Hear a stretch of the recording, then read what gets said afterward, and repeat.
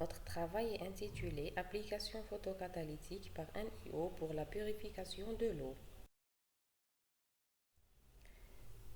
Objectif. Ce travail a pour objectif de tester l'activité photocatalytique d'un oxyde de fer naturel dans la dégradation de cristal violet, colorant cationique largement utilisé dans l'industrie textile. Cette présentation est structurée comme suit. On commence par une brève introduction suivie par des techniques expérimentales utilisées au cours de cette étude, puis vient la partie résultats et discussions que nous détaillerons par la suite et on termine par une conclusion générale. Introduction. La pollution des eaux par la matière organique est un problème mondial dont les aspects et la portée sont évidemment différents selon le niveau de développement des pays. Il importe que les concentrations des produits polluants soient les plus faibles possibles. La diversité des substances chimiques rejetées est grande, pesticides, colorants, métaux lourds, hydrocarbures. Les colorants sont utilisés dans de nombreux secteurs industriels tels que les teintures, du textile, du papier, du cuir et dans les industries alimentaires et cosmétiques. Les colorants ont la réputation d'être des substances toxiques et persistantes dans l'environnement. Ils nécessitent des techniques physico-chimiques pour les dégrader. La photocatalyse fait partie de ces procédés d'oxydation avancée. C'est un procédé d'oxydation catalytique mettant en jeu un catalyseur solide irradié par des photons de lumière solaire ou ultraviolette.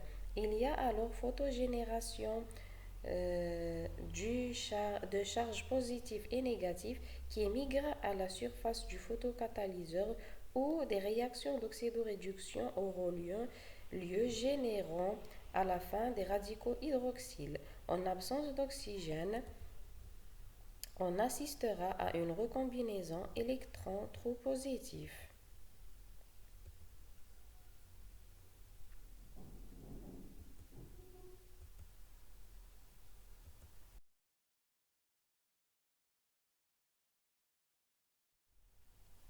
Les oxydes de fer.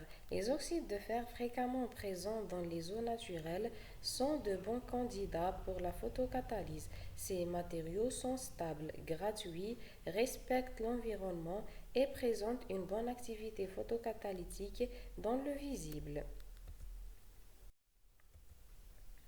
Les oxydes de fer ont une bande interdite suffisamment petite, 2,1 électronvolts, pour absorber une partie de la radiation solaire incidente. Dans ce travail, nous avons choisi comme photocatalyseur un oxyde de fer naturel algérien dans la dégradation du cristal violet.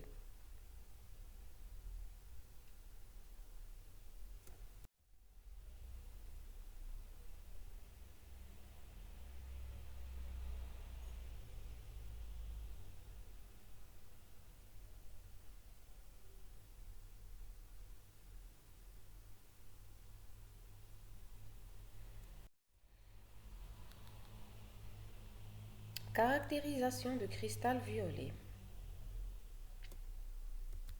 Le spectre visible du cristal violet à pH montre l'existence de quatre bandes d'intensité variable. La bande la plus intense est située à 591 nanomètres.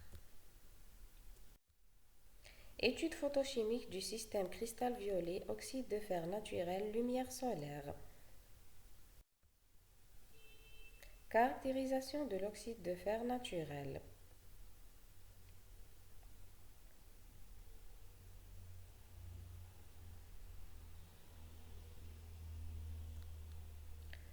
Le DX relève que le fer et l'oxygène sont les constituants majoritaires de ce minerai.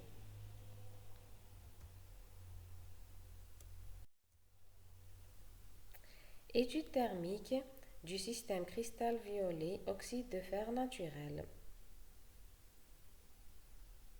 L'absorption à la surface du catalyseur est l'étape initiale précédant l'acte photocatalytique. Elle est le siège d'une interaction moléculaire à dégrader et la surface du catalyseur. Les résultats obtenus ont montré que le taux d'absorption est de 60% au bout de 120 minutes de réaction.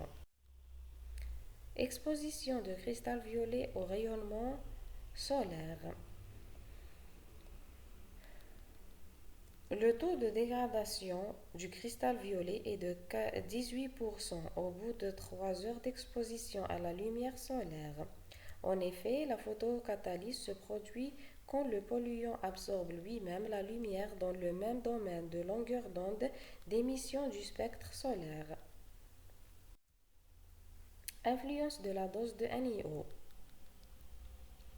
L'ajout de l'oxyde de fer dans le système cristal violet lumière solaire provoque une nette amélioration du taux de la dégradation comparativement à la photolyse. 60% ont été disparus au bout de 3 heures d'exposition à la lumière solaire. Par ailleurs, le taux de décoloration augmente quand la masse du catalyseur augmente jusqu'à atteindre une valeur limite, 1,5 g par litre. Au-delà de cette concentration, on remarque un ralentissement de la dégradation. En photocatalyse, une telle limitation de la réaction en concentration élevée est attribuée à l'agrégation des particules qui limite la pénétration des rayons solaires et par conséquent la diminution des espèces oxydantes. L'effet photo-inducteur de l'oxyde de fer est loin d'être efficace en termes de dégradation du cristal violet. Nous nous sommes orientés vers l'activation du système par l'ajout des acides carboxyliques. À l'instar de la photocatalyse, le procédé photophintant en phase hétérogène à base des oxydes de fer et des acides polycarboxyliques est un POA qui a déjà démontré sa capacité à traiter un grand nombre de polluants.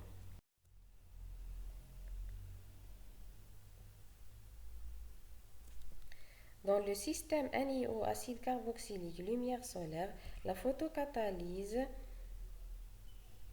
photodégradation du cristal violet est nettement meilleure en présence de l'acide oxalique et gallique. Cela est dû au fait que les complexes formés absorbent fortement la lumière solaire. Ils pourront se décomplexer au cours du temps et générer via le procédé fintant les radicaux hydroxyles. Conclusion générale. L'utilisation de la photocatalyse hétérogène pour la désinfection et la décontamination de l'eau est une technique très prometteuse. L'oxyde de fer naturel NiO a montré une bonne capacité à décomposer les polluants récalcitrants et à produire des agents fortement oxydants comme les radicaux hydroxyles. En présence de l'oxyde de fer seul, les rayonnements solaires sont efficaces dans la dégradation du cristal violet. Un peu plus de 60% ont été dégradés en 3 heures d'exposition. Comparativement aux autres acides carboxyliques utilisés, citrique, tartrique, les acides oxaliques et galliques améliorent fortement l'efficacité de l'oxyde de fer sous irradiation solaire étant donné qu'il absorbe une large gamme de longueurs d'onde. Merci pour votre attention.